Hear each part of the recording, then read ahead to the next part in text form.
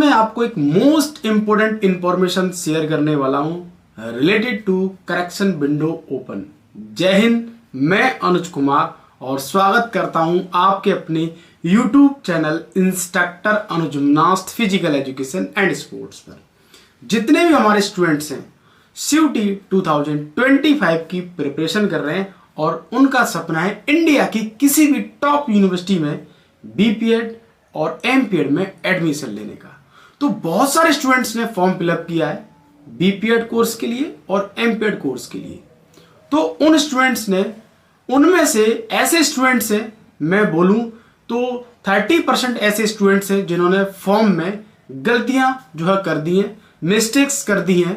अब उनका क्वेश्चन है, सर फॉर्म मेरा गलत भर गया, अब कैसे क्या होगा, मेरे तो कुछ समझ में नहीं आ रहा है कि सर मेरा फॉर्म कैंसिल हो जाएगा, सर क्या क्या करेक्शन हो सकता है, प्लीज सर बता दो।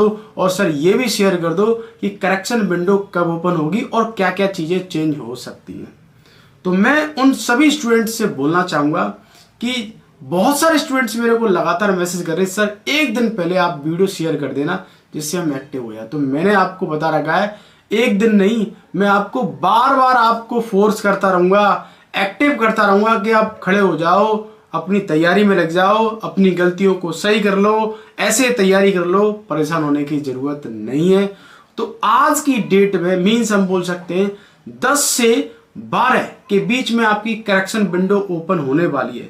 जितने भी हमारे खिलाड़ी हैं जिन्होंने गलतियां कर दी है फॉर्म फिलअप करने में, जो भी छोटी मोटी मिस्टेक कर दी है, आप अपने फॉर्म को सही कर लेंगे, करेक्ट कर लेंगे। आज नाइट में 12 बजे के बाद आपकी विंडो ओपन हो जाएगी। मैंने आपको बता दिया है, जो भी गलती की है आपने उसको जल्दी से जल्दी सुधार लेंगे। एक क्वेश्चन सबसे ज्यादा मेरे को आया, कमेंट करी कि सर मैंने जब मास्टर्स का फॉर्म फिलअप किया तो साइबर कैफे वाले ने जो लैंग्वेज चूज करने का जो ऑप्शन आता है सर, उसमें सर उसने NA कर दिया है।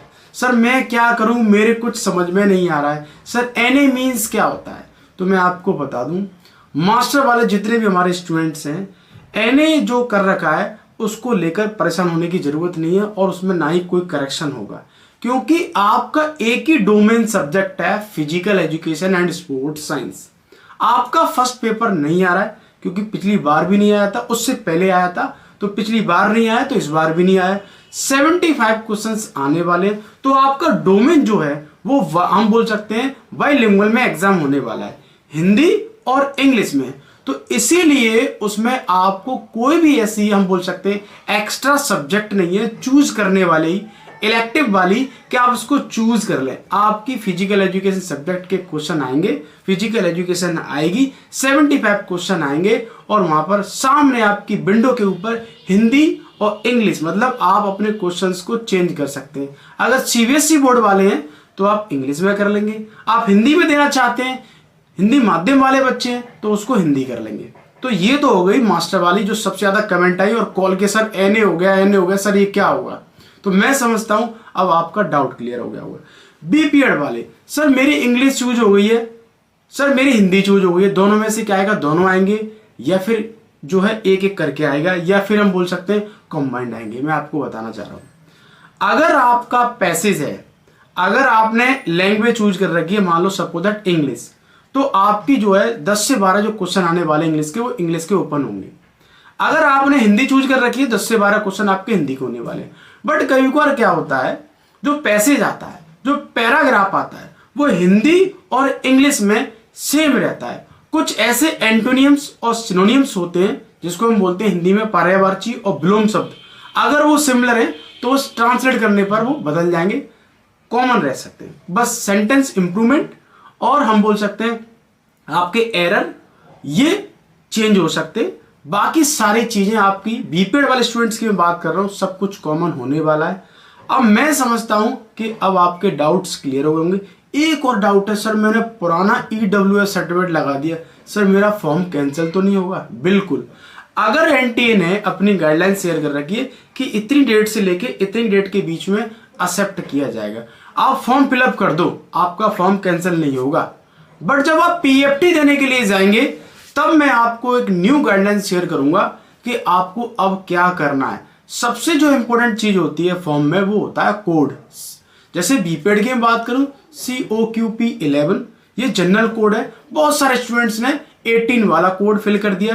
तो मेरी उन सभी स्टूडेंट्स से रिक्वेस्ट है कि किसी से बहस नहीं करनी है। मेरे पास कई स्टूडेंट्स का कॉल आया, सर हमारे सीनियर बोल रहे हैं ये फिजिकल एजुकेशन का कोड है, बीपेड में फिल किया जाएगा। मेरी उन सभी खिलाड़ियों से रिक्वेस्ट है कि आप बात ना माने उनकी, मेरी बात माने, और मेरी भी बात मत मानो। आप प्रोस्पेक्टस को अच्छी तरीके से पढ़ो और क्लियर हो जाएगा, सारी क्लियरिटी हो जाएगी। आपको किसी की बात ही नहीं माननी है, क्योंकि बहुत सारे यार दिमाग में ना क्वेश्चन आते हैं, मेरे सीनियर ने बोला है, वो मेरे से कभी गलती नहीं बोल सकता, मेरे सर ने बोला है। मैं आपको एक बात बता दूं, चाहे वो सीनियर हो, चाहे वो टीचर हो, कोई भी किसी भी लेवल का आदमी हो, अगर वो अपडेट नहीं है तो मीन्स आप समझो वो जीरो है, अगर वो अपडेट है तो वो हीरो है। याद रखना इस बात को। तो ये जो चीजें आपके बीच में, जो बहुत सारे स्टूडेंट्स ने सीनियर के बोलने पर, टीचर के बोलने पर जो 18 वाला कोड डाला है बीपेड वाले स्टूडेंट्स ने, वो गलत किया है। आज रात को 12 बजे ओपन हो जाएगी, तो आपके पास 10 से 12 हम बोल सकते हैं डेट जो दे रखी है, इसके बीच में आप अपनी करेक्शन को जो है, जो भी करेक्शन है वो उसको कर लेंगे और जल्दी से जल्दी अपनी तैयारी में लग जाएंगे। मैं जल्दी आपको कल परसों में एक मोस्ट इंपॉर्टेंट इंफॉर्मेशन शेयर करने वाला हूं।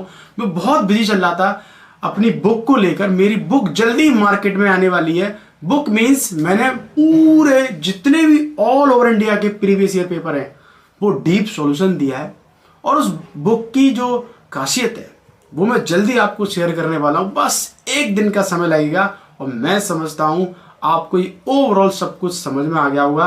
अगर फिर भी आपको कोई डाउट है, क्वेश्चन है, क्वेरी है, तो प्लीज कमेंट करो। कमेंट नहीं कर पा रहे हैं फोन करो, फोन नहीं कर पा रहे हैं इंस्टा आईडी पे मैसेज करो। मेरी 2 आईडी हैं, मेरा टेलीग्राम चैनल है, मेरी वेबसाइट है, मेरा एप्लीकेशन है, मेरा यूट्यूब चैनल है। कहीं भी कर दो, बट साल बर्बाद मत करो। एक साल बर्बाद होने का मतलब है बहुत हम पीछे चले जाते हैं। तो हम्बल रिक्वेस्ट है, मैं जानता हूं क्योंकि आप भी खिलाड़ी हैं, मैंने ये सारी चीजें देख रखी है। मैं भी वहां से आ जाऊं, आप जा रहे हैं तो बहुत डिफरेंट है, तो समझ सकते हैं। तो मिलते हैं नेक्स्ट इंफॉर्मेशन के साथ। थैंक यू, जय हिंद।